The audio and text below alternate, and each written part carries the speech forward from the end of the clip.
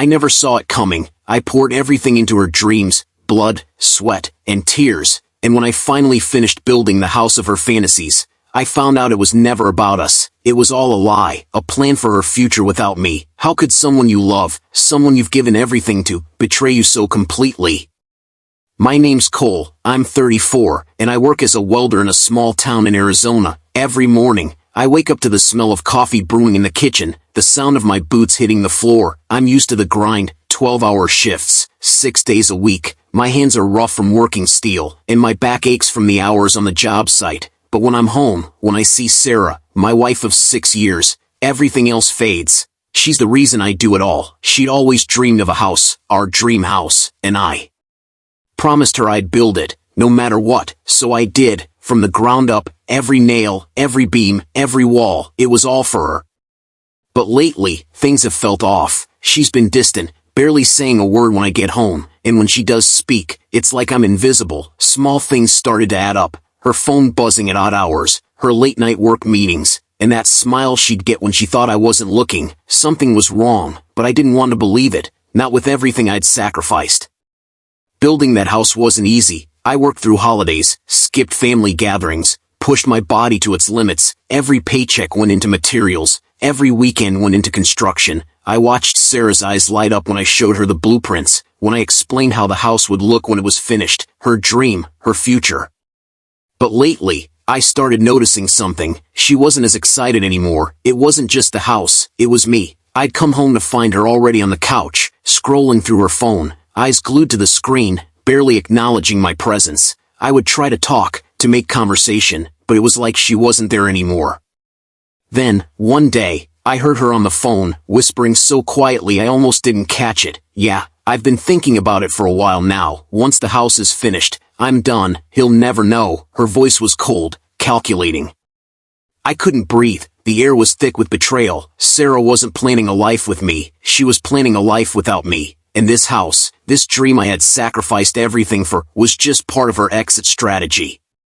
The moment it hit me was like a punch to the gut. I walked into the house, exhausted from a 14-hour shift, only to hear Sarah talking again, her voice barely above a whisper. I can't keep pretending, not after everything he's done. Once he finishes the house, I'm out. He'll never see it coming.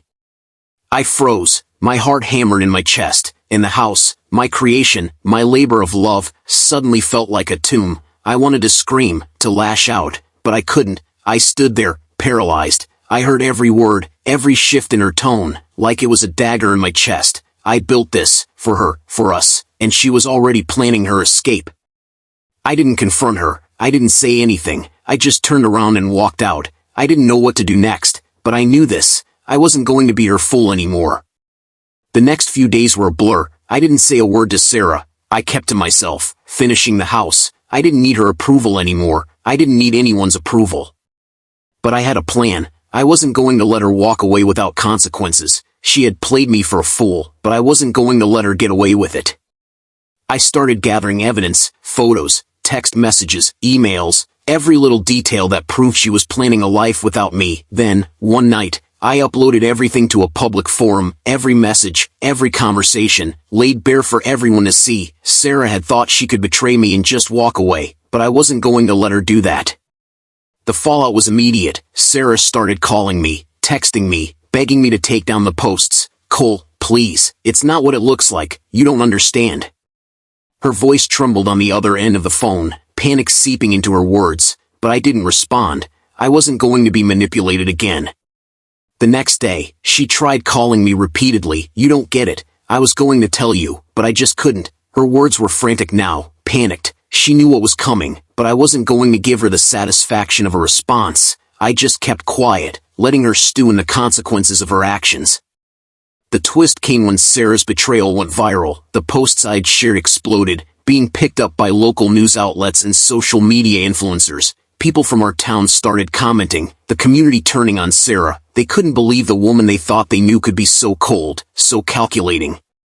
The house, my house, the one I'd built with my own two hands, was now a symbol of her betrayal. The community's reaction was a mix of shock, anger, and, for some, a sense of justice. Sarah's reputation was in shambles. She had tried to escape, but the entire world now knew what she had planned.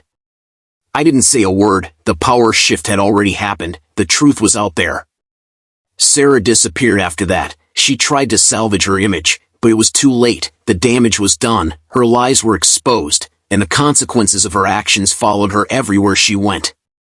As for me, I stood there, looking at the house I had built for us. It no longer felt like a prison. It no longer felt like a symbol of betrayal. It felt like my victory, not in a way I had expected, but in a way that made me proud. I reclaimed my life. I reclaimed my dignity, and that was worth more than anything Sarah could ever take from me. I've learned something through all this. Sometimes, the greatest strength comes from letting go. You don't need to fight to hold on to people who don't value you. You need to fight for yourself. Have you ever been betrayed like this? What did you do? Let me know in the comments below, and if you want more stories like this, don't forget to subscribe. You never know when life will throw you a curveball, but you can always choose how to hit back.